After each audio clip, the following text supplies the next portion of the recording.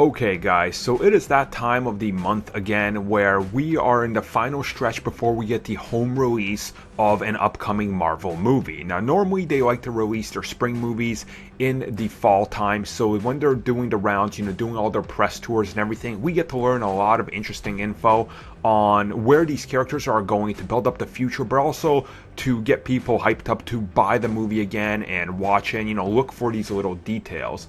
Now, while doing these press tours, we of course usually have the directors, and today we had Joe Russo who dropped a little more details regarding the future of Captain America.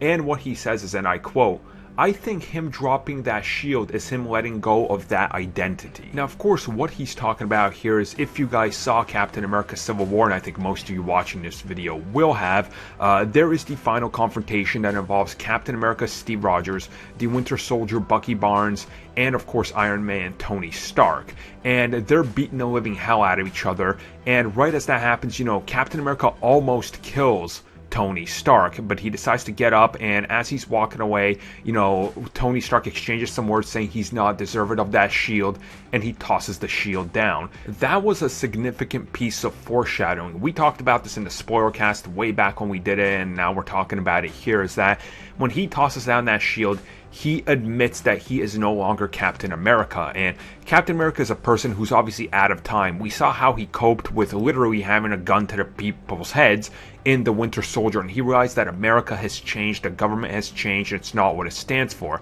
Now, as Captain America, once again, he realized that one villain who never has to throw a punch can turn family against each other, and he has to sit down and go over his ideals. He has to learn who he is and what he stands for, and that shield is a big representation of who Steve Rogers, Captain America, is. And then Joe Russo goes on and adds to the Huffington Post, "It's him admitting that certainly the identity of Captain America was in conflict with the very personal choice that he was making." So like I said, Captain America is not the same person he was during World War II. He's not the same person he thought he was when he was working for Hydra secretly. So everything is up in the air, and he has to find himself in the world.